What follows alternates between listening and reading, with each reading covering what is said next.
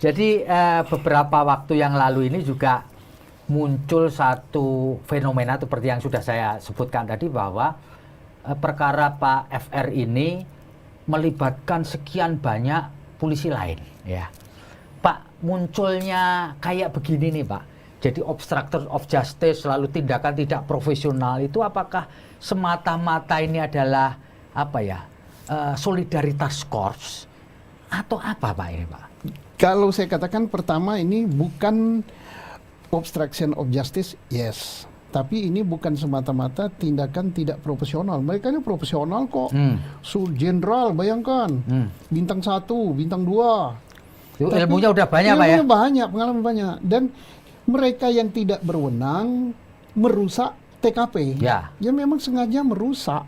Jadi bukan apa namanya tidak profesional, tapi justru lebih condong kepada merusak TKP. Ya. Tujuannya merusak apa?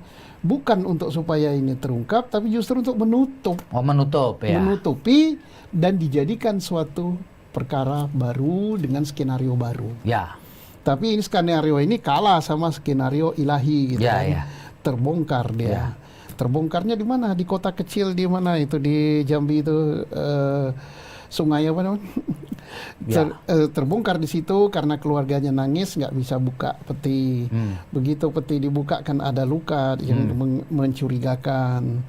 Kan cobalah kalau nggak ada yang nangis, nggak ada apa-apa, sempurna sudah. Nah, jadi ini mereka itu bukan tidak profesional tapi sengaja merusak tempat kejadian dengan kemampuan dia untuk apa? Untuk menutup kejadian yang sebenarnya.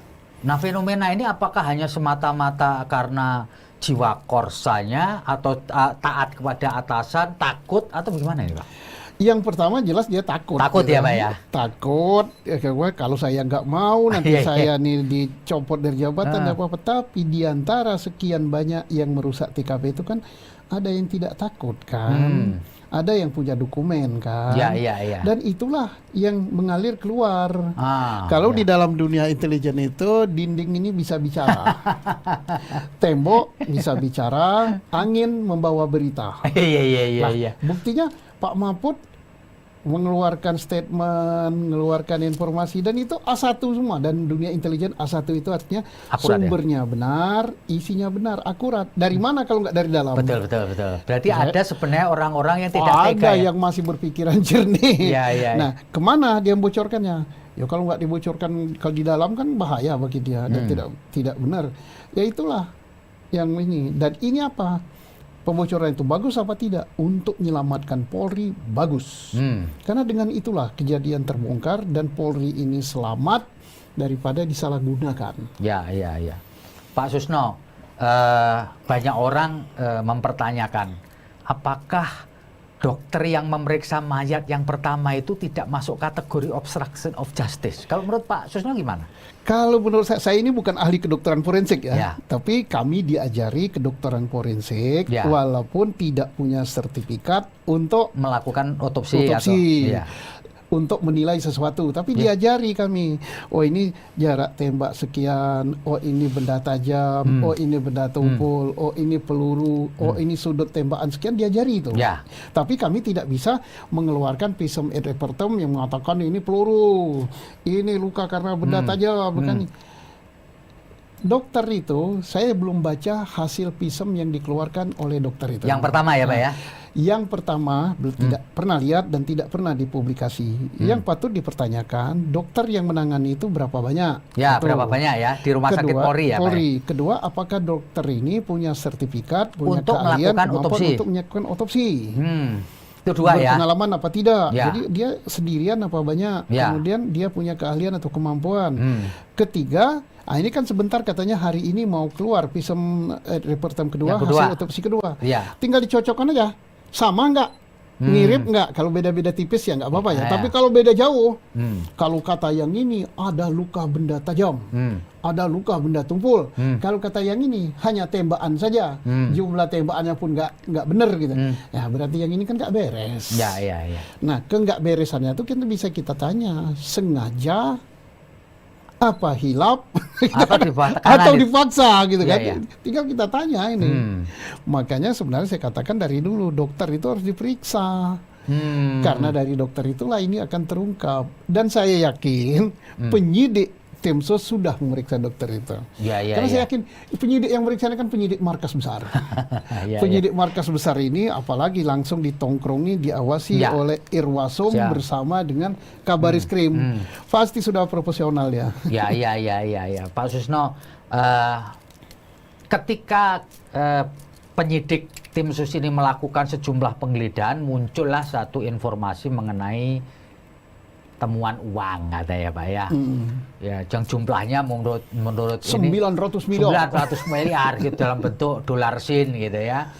Nah, tapi tidak ada satu penjelasan yang gamblang, Pak. Sebenarnya menurut Pak Susno ini apa seharusnya sikap Polri di dalam merespon informasi atau isu ini, Pak? Polri kan sudah memeriksa rumah itu. Ya, 3 rumah Pak ya, atau 4 lah ya. Kemudian dari sekian banyak rumah yang sudah digeledah, kemudian semua sudah dibongkar, tak pernah dia mengeluarkan, membawa atau merilis atau baik statement maupun gambar-gambar tentang uang itu. Ya. Dan terakhir kalau nggak salah kemarin Kadip Humas siapa mengatakan itu nggak benar. Ya, betul. Ya.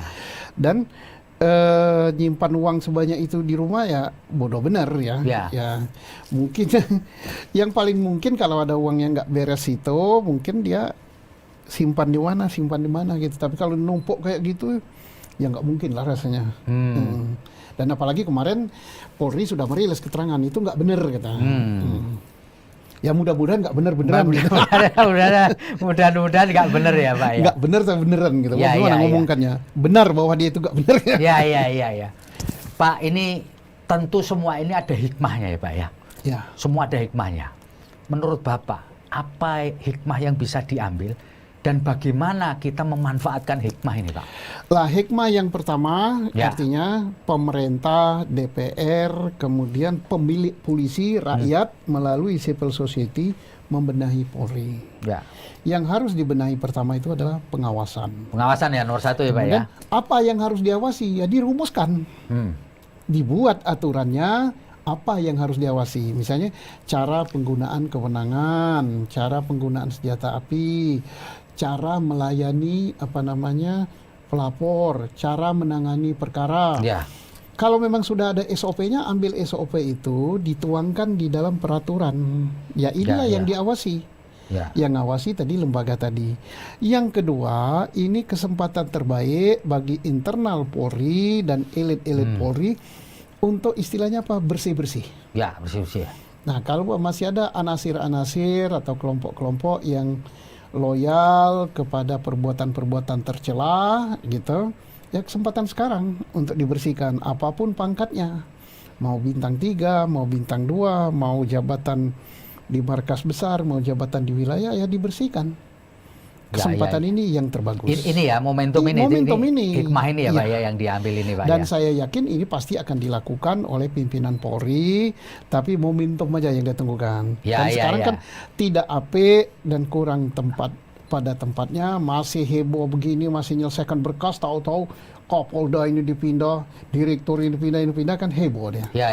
Pasti mereka bijak gitu, istilah bahasa kita ikannya dapat, airnya tidak keruh. Terus pepatah Melayu lagi, besi itu ditempa selagi panas. Ini kan sedang panas.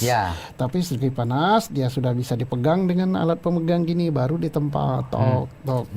Kalau dia panas sekali, besi pemegangnya panas ya lepas.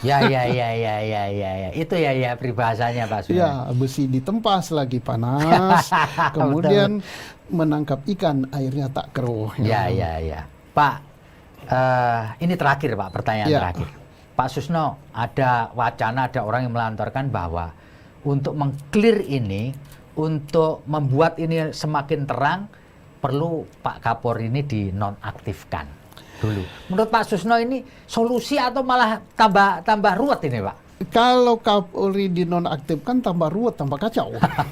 Pemeriksaan Sambo dan tersangka-tersangka lainnya yang pada banyak ini belum selesai kok dinonaktifkan kan. Ya, tidak nonaktif pun Ini kan seolah-olah nggak ada kendali. Jadi kalau menurut saya itu bukan solusi. Ya, kalaupun misalnya Kapolri, saya yakin Kapolri kan kesatria. Kalau dia merasa bersalah, mungkin dia selesaikan dulu semua ini. Dia selesaikan dulu, berkas perkara udah selesai, pembersihan ke dalam sudah selesai. Nanti mereka kan yang elit-elit ini kan rundingan. Gimana kita tanggung jawabnya? Ini udah selesai. Apa kita lapor kepada pemegang kekuasaan di negara ini? Saya letakkan jabatan, pekerjaan saya sudah selesai. Itu lebih kesatria. Tapi kalau di tengah jalan gini dicopot kan kurang pada tepatnya. Ya, malah tidak menyelesaikan masalah ya Pak ya. Tapi karena ini keluar dari gedung di Senayan, biasa-biasa. Biasa ya. Karena itu lembaga politik. Kita kan ngelihat, oh ini ada kepentingan politik apa tidak? Karena jadi kan kalau orang politik ngomong ke sini kita ngelihatnya harus sana. Jadi kalau di Senayan suara ini keluar, dar di situ. Kita jangan lihat hanya ke situ terbuka. Kita lihat juga ke sana gitu kan. Baik, Pak Susno Duaji, terima kasih banyak atas pengetahuan yang luar biasa yang sudah Bapak berikan kepada kami semua, termasuk pembaca dan penonton Tribun, dan moga-moga apa yang Bapak sampaikan ini bisa kita betul-betul ambil hikmahnya, dan karena Bapak sendiri bukan hanya seorang senior di reserse tetapi juga pernah menjadi korban. Pernah jadi korban, pernah ditahan, pernah ditangkap, pernah dipenjarakan dengan rekayasa. Jadi Bapak bisa merasakan betul ya? Rekayasa. Dituduh saya korupsi, pada buka boro-boro korupsi, saya bangun Jabar itu. Saya bangun, belikan mobil dinas, saya ini dengan uang saya. Dari mana uang saya? Saya kan pengusaha. Baik, Pak Susno Duaji, terima kasih banyak. Saya Feby Mahendra Putra, pamit undur diri. Assalamualaikum warahmatullahi wabarakatuh. Om Santi Santi Om, Namo Buddhaya, dan salam kebajikan, serta jangan lupa jaga kesehatan. Terima kasih Pak Susno. Salam sehat untuk semua penonton Tribun.